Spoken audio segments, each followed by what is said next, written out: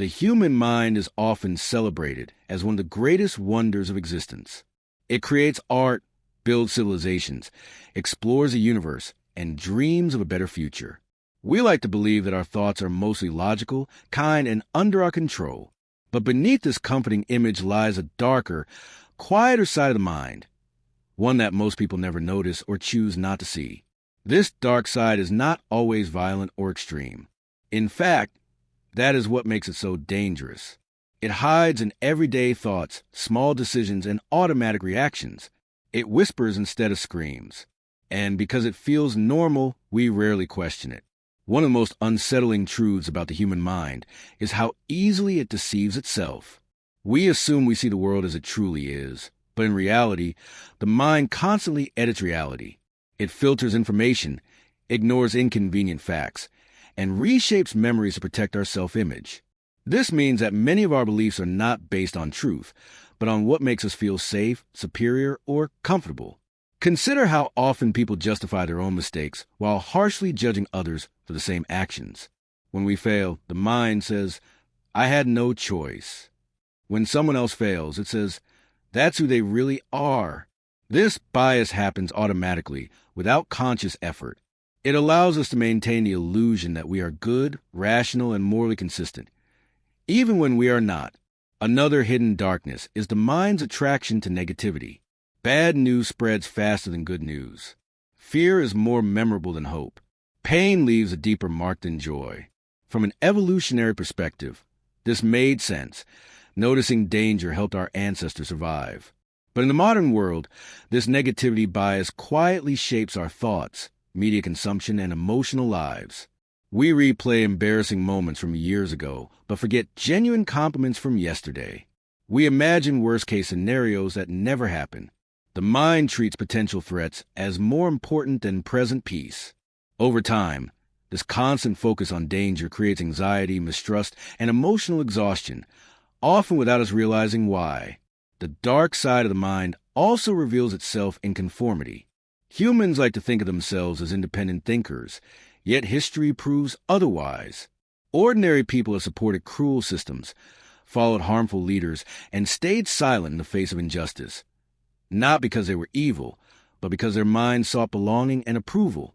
The fear of social rejection is so powerful that it can override personal values. The mind convinces us that fitting in is safer than standing out, even when standing out is morally right.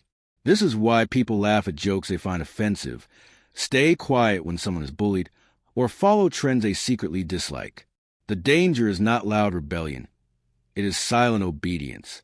Perhaps the most disturbing aspect of the human mind is how easily it dehumanizes others. The moment someone is labeled as them instead of us, empathy begins to fade. The mind simplifies complex human beings into stereotypes, categories, and enemies. Once this happens, cruelty becomes easier to justify.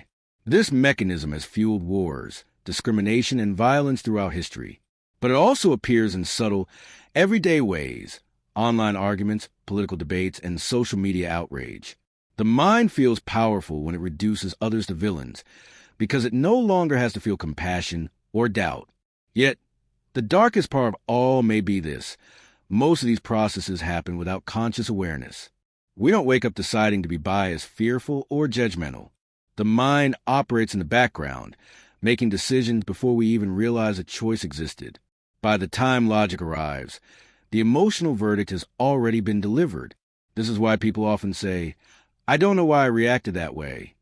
The truth is, the reaction came from a deeper layer of the mind, one shaped by instinct, experience, and unconscious patterns. But recognizing the dark side of the human mind is not meant to make us hopeless. Awareness is the first crack of light. The moment we notice these hidden tendencies, they lose some of their power. We begin to pause, question our thoughts, and ask uncomfortable but necessary questions. What am I avoiding right now? Why does this make me so angry? Is this fear real or imagined? The dark side of the human mind does not disappear when ignored. It grows stronger. But when observed, it becomes something else, a mirror. And sometimes, the most frightening mirrors are the ones that show us who we truly are. If the first step toward understanding the human mind is awareness, The second is acceptance. And this is where most people struggle. We don't like admitting that our thoughts are not fully under our control. We prefer to believe that we are conscious decision makers, guided by logic and morality. But neuroscience and psychology reveal a far more unsettling truth. Much of what we think, feel, and do begins in the shadows. One of the clearest examples of this is how easily the mind can be manipulated. Advertising, political speeches, social media algorithms. None of these work by appealing to reason first. They target emotion. Fear, desire, anger, and belonging are the true entry points to the human mind. Once emotion is triggered, logic often follows not to question, but to justify. This is why people defend ideas that harm them. The mind becomes loyal to a belief not because it is true, but because it is familiar.